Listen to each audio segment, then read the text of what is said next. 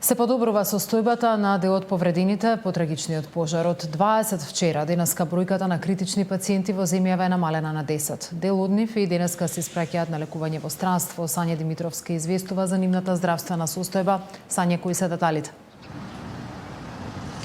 Во текот на денешниот ден, според информациите од здравствените власти, уште 10 пациенти повредени од пожарот во Кочани се испратени на лекување во странски центри, тројца пациенти се на лекување испратени во Истанбул, а 7 пациенти денеска заминаа на лекување во Шпанија во медицински центри и тие се транспортирани авионски. Тоа значи дека во странски медицински центри на лекување имаме 111 пациенти кои беа повредени од пожарот во Кочани, додека пак во македонските јавно здравствени установи на лекување има 62 пациенти, од кои дел се во скопските клиники, меѓутоа има и дел во приватните болници Систина и Жан Митрев. Според здравствените власти, нивната здравствена состојба е стабилна, а кај секој од повредените пред да биде испуштен на домашно лекување, министерот Аравари најави дека ќе им прават и токсиколошки анализи, веќе има список на токсиколози кој што е доставен до здравствените установи каде што се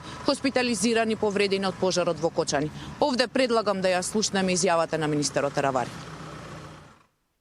Сите пациенти што се лекуваат во државата и надвор од државата се во стабилна и добра состојба. Повеќето од нив се подобруваат.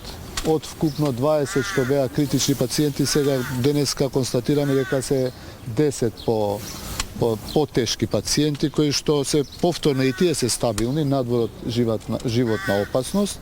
Денеска имаме повторно понуди од повеќе држави. Ќе видиме каква е состојбата на пациентите. Евентуално може максимум до 10 да се испратат, меѓутоа може би и не. Ќе видиме, ќе одлучиме повторно во состанок со колегите. Лекарите велат дека не може да се прогнозира колку ќе трае процесот на лекување на повредените од пожарот во Кочани, имајќи ги во предвид и степенот на изгореници, ниту пак колку време ќе биде потребно за медицински третман. Меѓутоа, она што го велат пластични хирурзи е дека треба да се почека 7-миот ден за да се направи проценка како ќе оди понатамошното лекување. Овде предлагам да ја слушнеме изјавата од професор Боро Џонов, кој што е пластичен хирург. Се уште е рано да се прават проценки. Секако треба да се почека 7-миот ден као некоја прекретница, меѓутоа тоа не е строго косо нож пресечено. Секако дека има тие фази се преклопуваат, некогаш се пролонгираат, зависно од тоа и од самиот организам, зависно од третманот, зависно од претходните болести, возраста на пациентите и така натаму. Така да сепак првичниот дел е 6-7 ден. За втората проценка да се направи како понатаму ќе одат пациентите, затоа што се рачуна дека до 7-миот ден барем се стабилизирани. Сања, каква е состојбата на повредените кои се лекуваат во странските болници? Исто така, министерот Аравари во нивната комуникација со лекари во странските медицински центри вели дека состојбата на повредените кои што се во странство е стабилна.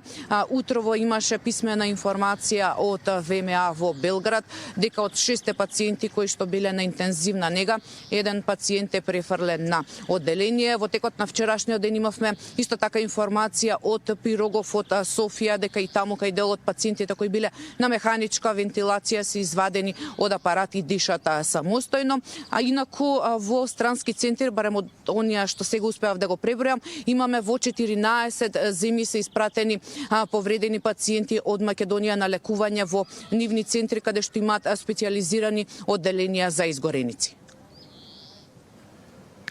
Сања, ти благодарам. Ќе следиме здравствената состојба на повредените и секако најнови детали во следното информација.